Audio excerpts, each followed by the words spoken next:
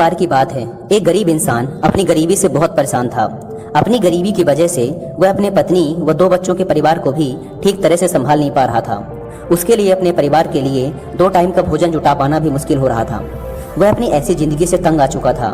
इस गरीबी और लाचारी ने उसके दिमाग में उथल पुथल मचा दी थी। अपनी इस समस्याओं से बचने के लिए उसने घर छोड़कर भाग जाने का निर्णय लिया और एक रात वह चुपचाप अपना घर परिवार छोड़कर चला गया। उसे यह नहीं पता था कि उसे कहाँ जाना है। वह बस चलता जा रहा था। चलते चलते जब वह एक नदी के किनारे पहुंचा तो उसने देखा कि वहाँ महात्मा बुद्ध अपने शिष्यों के साथ डेरा डाले हुए हैं। यह देखकर उसने निर्णय लिया कि वह सन्यासी बन जाएगा और महात्मा बुद्ध का शिष्य बनकर उनके साथ ही विचरण करेगा।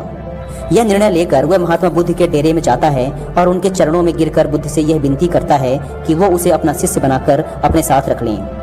महात्मा बुद्ध ने उस गरीब इंसान की तरफ ध्यान से देखा और फिर मुस्कुराते हुए बोले, ठीक है, आज से तुम भी मेरे काफिले का हिस्सा हो। अगली सुबह जब महात्मा बुद्ध का काफिला आगे बढ़ा तो वो भी उनके साथ चल पड़ा। गर्मी का मौसम था और तेज धूप भी थी, लेकिन महात्मा बुद्ध का काफिला लगातार बढ़ता जा रहा था। जब वे लोग एक जंगल से गुजर रहे थे तब एक बड़े से पेड़ के नीचे सभी लोग कुछ देर विश्राम करने के लिए रुके। तेज धूप व लंबी यात्रा के कारण महात्मा बुद्ध को बहुत जोरों की प्यास लगी थी। इसलिए महात्मा बुद्ध ने अपने नए शिष्य से कहा, यहाँ पास में ही एक सरोवर है, तुम वहाँ से मेरे लिए पानी ले आओ। महात्मा बुद्ध की आज्ञा पाकर वो गरीब इंसान सरोवर की तरफ पानी लेने चल पड़ा। जब वह सरोवर के पास पहुंचता है तो देखता है कि वहाँ कुछ जंगली जानवर सरोवर के पानी में उछल कूद मचा रहे हैं। उसके सरोवर के पास आते ही सारे जंगली जानवर उससे डरकर वहां से भाग गए। उसने देखा कि जानवरों की उछल कूद की वजह से तालाब के नीचे का कीचड़ व सड़े गले पत्ते ऊपर आ गए हैं और सारा पानी मटमैला व गंदा हो गया है। यह देखकर वह बिना पानी लिए ही चुपचाप वहां से वापस लौट जाता है और बुद्ध से जाकर कहता है, बुद्धा, उस सरोवर में तो बहुत ही गंदा पानी था, उसे तो पिया ही नहीं जा सकता। शिष्य की बात सुनकर बुद्ध कुछ देर तक तो शांत रहे, लेकिन थोड़ी ही देर बाद उसे बुलाकर कहा, जाओ उसी सरोवर से पानी ले आओ। महात्मा बुद्ध का यह आदेश सुनकर वह शिष्य पानी लेने तो चल पड़ा, लेकिन अपने मन में यही सोचता जा रहा था कि महात्मा बुद्ध इतने गंदे पानी को पिएंगे कैसे। लेकिन जब वह सरोवर के पास पहुंचता है तो यह देखकर चकित रह जाता है कि सरोवर का पानी एकदम साफ और निर्मल हो चुका है। वह सरोवर का पानी लेकर महात्मा बुद्ध के पास जाता है और उनसे पूछता है कि थोड़ी ही देर में सरोवर का पानी इतना साफ कैसे हो गया। तब भगवान बुद्ध ने उसे समझाते हुए कहा, जब जानवर पानी में उछल कूद मचा रहे थे तब सरोवर का कीचड़ ऊपर आया था, परंतु कुछ देर शांत रहने पर कीचड़ फिर से नीचे बैठ गया और सरोवर का पानी फिर से साफ और निर्मल हो गया। इसी प्रकार हमारे मन के साथ भी यही होता है। जीवन की भागदौड़, समस्याएं व मन की अशांति हमारे दिमाग में उथल पुथल मचा देती है और तब हम जल्दबाजी में गलत निर्णय ले लेते हैं।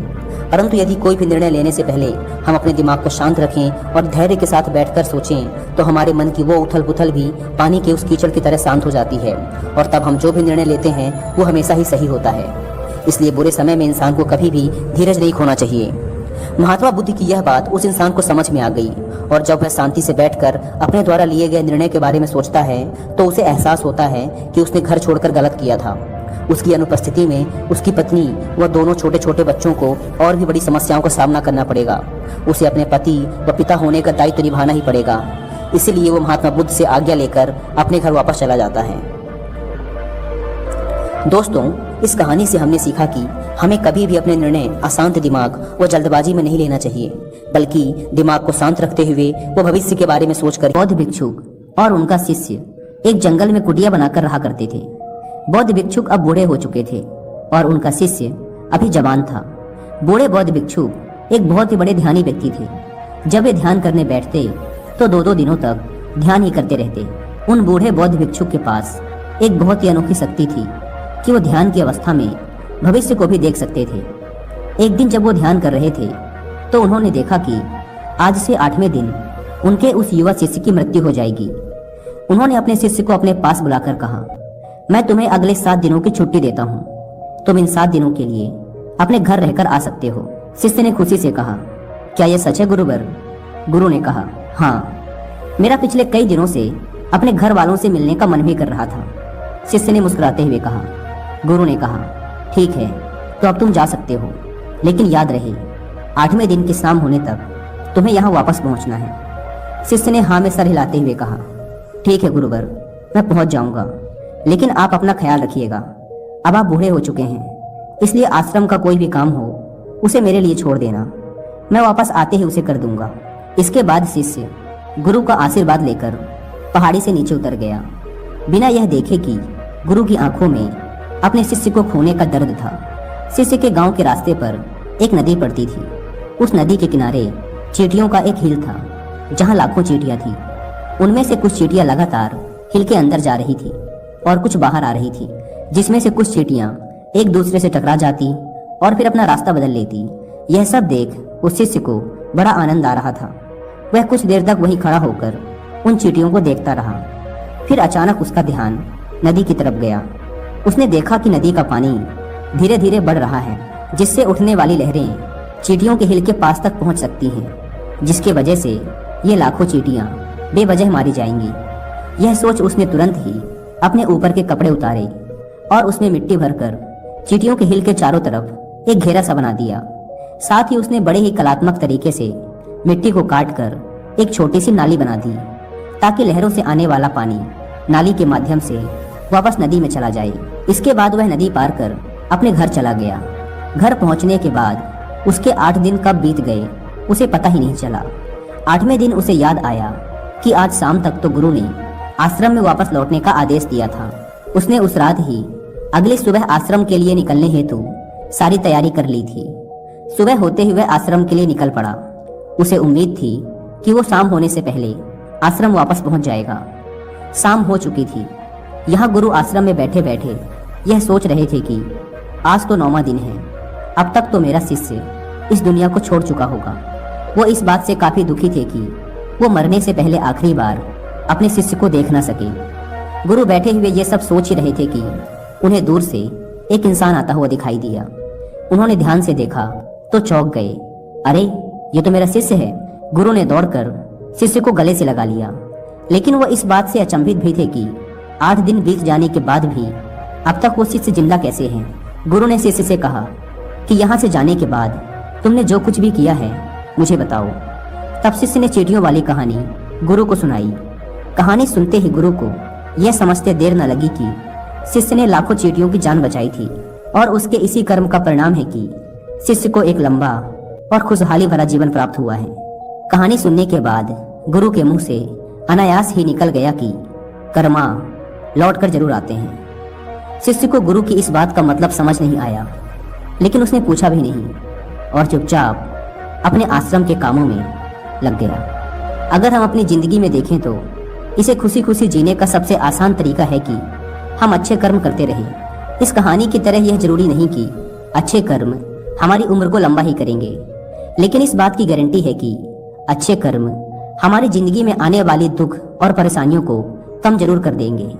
कर्मों का एक बहुत ही साधारण सा सिद्धांत है कि हम जो कुछ भी करते हैं उसका कई गुना लौटकर हमारे पास ही आता है। फिर चाहे वो अच्छे कर्म हो या बुरे, दोनों ही कई गुना होकर हमारे पास आते हैं। अच्छे कर्म करने के लिए ये जरूरी नहीं कि हमारे पास पैसा ही होना चाहिए, और ना ही सिर्फ किसी की जान बचाना ही अच्छा कर्म कहलाता है। किसी असहाय की छोटी सी मदद करना भी अच्छा कर्म है। किसी डीमोटिवेटेड इंसान को मोटिवेट करना भी अच्छा कर्म है। किसी दुख भरे इंसान को संतावना देना भी अच्छा कर्म है। कुल मिलाकर अगर हम किसी भी तरीके से किसी के दुख को कम कर पाए तो वो एक अच्छा कर्म है। और जैसे गलत कर्म करने से हमें बुरा लगता है और दुख भी होता है, ठीक उसी तरह अच्छे कर्म करने से हमें सुख की अनुभूति होती है। इसलिए अगर हम अपनी जिंदगी में खुश रहना चाहते हैं तो हमें आज से ही दूसरों के दुख दर्दों को कम करने की कोशिश शुरू कर देनी चाहिए, और हम देखेंगे कि हमारी लाइफ अपने आप ही खुशियों से भर जाएगी। गौतम बुद्ध कहते हैं, मन और शरीर दोनों के लिए स्वास्थ्य का रहस्य है बीते हुए कल का पछतावा मत करो, भविष्य की चिंता मत करो, बल्कि पूरी ईमानदारी के साथ वर्तमान में जियो। लेकिन हम सच में कितना वर्तमान में जीते हैं? हम वर्तमान में रह ही नहीं पाते। अगर हम वर्तमान में जी पाए तो हमारा मन और शरीर दोनों स्वस्थ हो जाएंगे और हम भविष्य की चिंता में परेशान नहीं होंगे, और ना ही अपने अतीत के दुखों को लेकर रोना रोएंगे, बल्कि वर्तमान में चल रही सांसें भी हमें आनंद देंगी। एक बार एक जवान लड़का गौतम बुद्ध के पास जाता है और कहता है, बुद्ध, क्या आप मेरे एक प्रश्न का उत्तर देंगे? बुद्ध ने मुस्कुराते हुए कहा, पूछो, क्या पूछना चाहते हो? जवान लड़के ने कहा, बुद्ध, मेरे जीवन में इतने सारे दुख क्यों हैं? मैं हमेशा दुखी ही क्यों रहता हूँ? बुद्ध ने कहा, कहाँ है तुम्हारा दुख? मुझे तो नहीं दिख रहा। लड़के ने कहा, दुख तो मेरे अंदर है बुद्ध, मेरे अंदर। बुद्ध ने मुस्कुराते हुए पूछा, तुम्हें कैसे पता कि दुख तुम्हारे ही अंदर है? लड़के ने कहा, मेरे जीवन में कोई आनंद ही नहीं है, मुझे मेरे जीवन का कोई सार ही नजर नहीं आता। मैं हमेशा उदास रहता हूँ और कुछ करने का मन भी नहीं करता। बुद्ध ने कहा, सबसे पहले तुम मुझे ये बताओ कि तुम्हारे दुख का कारण क्या है? लड़के ने कहा, कारण ही तो जानने आया हूँ बुद्ध। अगर मुझे मेरे दुख का कारण पता होता तो मैं आपके पास आता ही क्यों? बुद्ध ने गंभीर होकर कहा, जब दुख तुम्हारा है तो कारण मैं कैसे बता सकता हूँ? यह सुन वह जवान लड़का थोड़ा चौंकते हुए बोला, लेकिन बुद्ध, लोग तो कहते हैं कि आप अंतर्यामी हैं, आप कुछ भी बता सकते हैं। बुद्ध ने कहा, बस यही मानसिकता ही तुम्हारे दुख का कारण है कि तुम किसी और के भरोसे बैठे हो। तुम्हें लगता है कि कोई आएगा और तुम्हारी सारी समस्याओं का समाधान कर देगा। जब हम किसी और के भरोसे बैठे रहते हैं तब हम दूसरों पर आश्रित हो जाते हैं। अगर उसने कुछ कर दिया तब तो हम खुश हो जाएंगे, और अगर नहीं किया तो दुखी हो जाते हैं। इसलिए अगर उम्मीद दूसरों से बांधोगे तो अंत में दुखी हाथ लगेगा, लेकिन अगर उम्मीद खुद से लगाओगे तो हमेशा खुश रहोगे। बुद्ध ने आगे कहा, तुम्हें लगता है कि मैं बुद्ध हूँ तो तुम्हारी सारी समस्याओं का समाधान कर दूंगा? नहीं, एकदम गलत सोच रहे हो तुम। मैं भी तुम्हारे ही जैसा हूँ, बस मैंने इस जीवन को जान लिया है, जिससे मेरे अंदर के सारे प्रश्न, सारी उलझनें समाप्त हो चुकी हैं। जिस दिन तुम्हारे अंदर भी कोई प्रश्न, कोई उलझन नहीं रह जाएगी, उस दिन तुम्हें भी किसी बुद्ध के पास जाकर ये पूछने की जरूरत नहीं पड़ेगी कि मैं दुखी क्यों हूँ। बुद्ध ने पूछा, क्या तुमने फूल को देखा है? लड़का कहता है, बुद्ध, फूल किसने नहीं देखा? फूल तो हर किसी ने देखा है। बुद्ध कहते हैं, एक फूल रात्रि में कली होता है, सुबह होने पर वो खिलता है और शाम तक मुरझा जाता है, वह गिरकर मिट्टी में मिल जाता है। अगर एक फूल पहले ही ये सोच ले कि शाम होते होते मैं मृत्यु को प्राप्त हो जाऊंगा, तो वह कभी खिल ही ना सकेगा, वह अपनी सुगंध फैला ही ना सकेगा। ठीक इसी प्रकार अगर तुम केवल अपनी समस्याओं को ही देखते हो और हर समय ये सोचते रहते हो कि मेरे जीवन में कितनी परेशानियां हैं, कितना दुख है, तो तुम हमेशा दुखी ही रहोगे। तुम कभी भी सुख को महसूस कर ही नहीं सकते, जबकि तुम्हारी जिंदगी में सैकड़ों ऐसी चीजें हैं जिनके लिए तुम अभी इसी पल खिलखिलाकर हंस सकते हो, लेकिन तुम उन चीजों को देख ही नहीं पा रहे हो, और ये है तुम्हारे दुख का सबसे बड़ा कारण। अगर तुम अपने जीवन की उन चीजों, उन परिस्थितियों को देख पाए जिनके लिए तुम खुश हो सकते हो, तो जीवन को देखने का तुम्हारा नजरिया ही बदल जाएगा, और फिर तुम जीवन को जान पाओगे और अपने जीवन में खुशी को महसूस कर पाओगे। अभी तुम्हारे जीवन में चाहे जितने भी दुख हों, अगर तुम चाहो तो वहां से बाहर आ सकते हो, और चाहो तो उसमें और अंदर जा सकते हो। सब कुछ तुम्हारे ही हाथों में है। कोई तुम्हारे लिए कुछ नहीं कर सकता, कोई भी तुम्हारी सहायता नहीं कर सकता। जो भी करना है तुम्हें खुद ही करना है। मैं केवल तुम्हें रास्ता दिखा सकता हूँ, उस पर चलना या ना चलना पूरी तरीके से तुम्हारे ऊपर है। लड़के ने कहा, बुद्ध, लेकिन कोई तो ऐसा रास्ता होगा जिस पर चलकर कोई भी इंसान हमेशा के लिए इन दुखों के चक्र से बाहर आ सकता है। बुद्ध ने कहा, इंसान सबसे ज्यादा दुखी होता है अपने खुद के विचारों से। जब इंसान अपने बीते हुए कल के बारे में सोचकर पछताता रहता है और अपने आने वाले कल की चिंता करता रहता है, तब वह दुखों से घिर जाता है। हमेशा के लिए चिंता से बाहर आने का एकमात्र तरीका है पूरी ईमानदारी के साथ वर्तमान में जीना। जिस इंसान ने वर्तमान में जीना सीख लिया, उसे कोई चिंता, कोई दुख छू भी नहीं सकता। लड़के ने कहा, लेकिन बुद्ध, मेरे लिए हर समय वर्तमान में जीना कैसे संभव है? मैं तो अभी कितनी सारी समस्याओं से घिरा पड़ा हूँ। यह सुन बुद्ध मुस्कुराते हैं और कहते हैं, अगर अभी इसी वक्त तुम्हारी मृत्यु तुम्हारे सामने आ जाए तो तुम्हारी सारी समस्याएं तुम्हें रेत के एक कण से भी छोटी लगने लगेंगी। लड़के ने कहा, बुद्ध, बात तो आप सही कह रहे हैं, लेकिन मैं अभी मरना नहीं चाहता। बुद्ध ने कहा, यह भी एक बड़ी समस्या है कि तुम अपनी इच्छा के अनुसार मरना चाहते हो। इस दुनिया में हर इंसान यही सोचता है कि मैं अभी बहुत साल जीऊंगा, मैं अपनी पूरी जिंदगी जीकर मरूंगा। जो भी दुर्घटना हो रही है, कम समय में मृत्यु आ रही है, वो सिर्फ दूसरों के लिए है, मेरे लिए नहीं। मुझे तो अभी मौत आएगी ही नहीं। और हर इंसान यही सोचता है कि मृत्यु तो दूसरों के लिए है, लेकिन क्या मृत्यु भी कोई ऐसी चीज है जो किसी की चाहत से आए? वो तो बस आती है, उसे तो बस स्वीकार किया जा सकता है।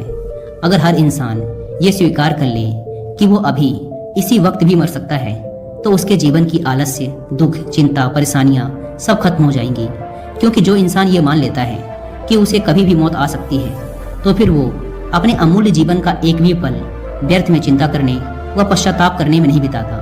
फिर वह अपने एक एक पल को जीवंतता के साथ जीना चाहता है, क्योंकि ये सत्य उसके अंदर तक उतर जाता है कि ये पल दोबारा मिले ना मिले। अगर हम ध्यान से देखें तो हमारी ये जिंदगी बहुत छोटी है। इसमें चिंता, द्वेष, पश्चाताप, आलस्य आदि करने का समय ही नहीं, लेकिन हम फिर भी करते हैं क्योंकि हमें लगता है कि हमारी जिंदगी बहुत बड़ी है। हम कभी भी जिंदगी की सूक्ष्मता का आभास नहीं कर पाते और अपना जीवन यूं ही अपने द्वारा बनाए दुखों में जीते चले जाते हैं। और फिर जब अंत समय नजदीक आ जाता है तो लगता है कि अभी तो जिंदगी में कुछ किया ही नहीं, पूरी जिंदगी बस यूं ही आलस्य, चिंता और दुख में गुजार दी। और ऐसा पश्चाताप करने वाले ये वही लोग होते हैं जो पहले सोचते थे कि हमारा जीवन बहुत लंबा है। इसलिए अगर तुम ये समझ पाए कि मृत्यु निश्चित है और ये कभी भी आ सकती है और जीवन में सुख दुख तो आते जाते रहते हैं, तो तुम इस जीवन को बड़ी स्थिरता के साथ जी सकोगे। और जब तुम अपने जीवन में मानसिक स्थिरता प्राप्त कर लोगे, तभी तुम जान पाओगे कि तुम्हारे दुख की असली वजह क्या है। मेरे ये वचन केवल तुम्हें दिशा दिखा सकते हैं। अगर तुम ये सोच रहे हो कि केवल मेरे शब्दों मात्र से ही तुम्हारे दुख खत्म हो जाएंगे, तो ये संभव नहीं है। मैं केवल तुम्हें रास्ता बता सकता हूँ, उस पर चलना तुम्हारा काम है। हम भी अपनी जिंदगी में एक बहुत बड़ी गलती ये करते हैं कि हम जानते बहुत कुछ हैं, समझते बहुत कुछ हैं, लेकिन उस ज्ञान को अपनी जिंदगी में उतार नहीं पाते। और यही सबसे बड़ा कारण है हमारी जिंदगी में बदलाव न आने का। इसलिए अगर हम अपनी जिंदगी में बदलाव लाना चाहते हैं तो हमें अपने आसपास उन कारणों को देखना शुरू करना होगा जिसके लिए हम खुश हो सकते हैं। हमें अपनी जिंदगी में सुख को देखना होगा। ज़्यादातर लोग केवल अपनी जिंदगी की परेशानियों पर ध्यान देते हैं, वो उन चीज़ों को देख ही नहीं पाते जो उनके पास हैं। हर इंसान के पास ऐसा कुछ न कुछ जरूर होता है जिसे पाना किसी दूसरे का सपना होता है, लेकिन हम केवल उस चीज़ के बारे में सोच सोच कर दुखी होते रहते हैं जो हमारे पास नहीं है। इसलिए अगर हम खुश रहना चाहते हैं तो हमें आज से अपने जीवन की उन चीज़ों पर ध्यान देना है जो हमारे पास हैं, जो हमें सुख देती हैं। और ये हमें आज इसी पल से शुरू करना होगा। जब हम अपने जीवन के सुख को देखना शुरू कर देंगे तो हम पाएंगे कि जीवन में केवल दुख ही नहीं, सुख भी हैं। और जब हम सुख और दुख दोनों को देख पाएंगे तो हम पाएंगे कि सुख ना हमें बहुत अधिक खुश कर सकता और ना ही दुख हमें बहुत अधिक दुखी कर सकता। और तब हम सुख और दुख से ऊपर उठ पाएंगे और तब हम महसूस कर पाएंगे कि असल में वास्तविकता कुछ और ही है। गौतम बुद्ध ने कहा था, ज्ञान केवल हमें मार्ग दिखा सकता है, उस पर चलना हमारा ही काम है। जातक कथाओं से ली गई है। जातक कथाओं में गौतम बुद्ध के पूर्व जन्मों का विवरण है। एक बार गौतम बुद्ध कौशल राज्य में भ्रमण कर रहे थे। एक गरीब की कुटिया पर पहुंचने पर उस घर के मालिक ने उन्हें भोजन का निमंत्रण दिया।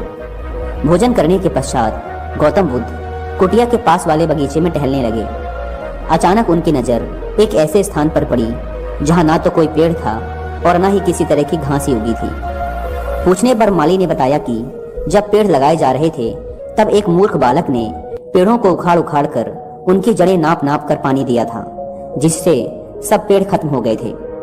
गौतम बुद्ध ने हंसते हुए कहा, मूर्ख लड़के ने पहली बार ही बाग नहीं उजाड़ा, इसने पूर्व जन्म में भी ऐसा ही किया था।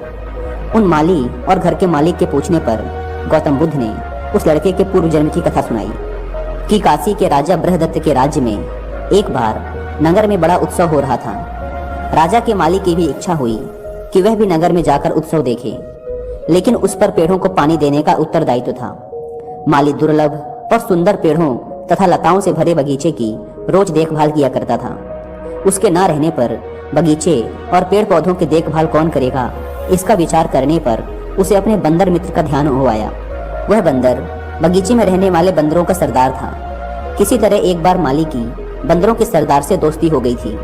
उसने बंदरों के सरदार के सामने अपनी समस्या रखी और उससे कहा, मित्र, क्या तुम एक दिन के लिए अपने साथियों के साथ मिलकर इस बगीचे को सींच दोगे? मुझे एक जरूरी काम से बाहर जाना है। बंदरों के सरदार ने प्रसन्नता पूर्वक यह काम करने का आश्वासन दे दिया। जब माली चला गया तो सरदार ने सब बंदरों को बुलाया और समझाया, देखो दोस्तों, आज हमें एक परोपकार का काम करना है। बड़ी सावधानी और अक्लमंदी से सभी पेड़ पौधों को पानी देना है। कोई पेड़ प्यासा ना रहे। जिस पेड़ को जितनी जरूरत हो उतना ही पानी दिया जाए, लेकिन पानी बर्बाद ना किया जाए, वरना पानी की परेशानी खड़ी हो जाएगी। बंदरों की समझ में नहीं आया कि पेड़ पौधों की प्यास कैसे नापी जाए। उन्होंने अपने सरदार से पूछा। तब उस बुद्धिमान बंदर ने उत्तर दिया, पेड़ जड़ों से पानी पीते हैं। किसी पेड़ की जड़ें छोटी होती हैं तो किसी की बड़ी। अतः तुम लोग ऐसा करो कि प्रत्येक पौधों और लताओं को उखाड़ उखाड़ कर उनकी जड़ों की गहराई को देख लो। जिसकी जड़ जितनी गहरी हो उसे उतना ही पानी दो। सरदार का आदेश पाकर बंदर बर्तन ले लेकर सिंचाई करने लगे। अब बंदर तो बंदर ही ठहरे। उन्होंने प्रत्येक पौधों को पहले उखाड़ कर उसकी जड़ें नापी और फिर उसे लगाकर उसी हिसाब से उसमें पानी डाला। जल्द ही उन्होंने सारे छोटे छोटे पेड़ पौधों और लताएं उखाड़ डाली। इस मेहनत के काम में बंदर भी बिल्कुल थक चुके थे, पर उन्हें इस बात का संतोष था कि आज उन्होंने एक बहुत अच्छा काम किया था। दूसरे दिन जब माली लौटकर आया और सारे बगीचे का विनाश देखा तो सिर पीटकर गहरी सांस छोड़ते हुए कहा कि किसी ने सच ही कहा है, मूर्ख दोस्त से समझदार दुश्मन ज्यादा अच्छा। अकुशल और मूर्ख का उपकार भरा काम भी दुखी देता है। कथा को खत्म करने के बाद गौतम बुद्ध मुस्कुराते हुए बोले, अब तो आप लोग समझ ही गए होंगे कि एक मूर्ख दोस्त से एक समझदार दुश्मन ज्यादा अच्छा, क्योंकि एक मूर्ख दोस्त का उपकार भरा काम भी हमें दुखी देता है। गौतम बुद्ध ने आगे कहा, इस संसार रूपी बगीचे को भी एक अच्छा जीवन जीने लायक स्थान बनाने के लिए अनगढ़ और मूर्ख व्यक्तियों की नहीं बल्कि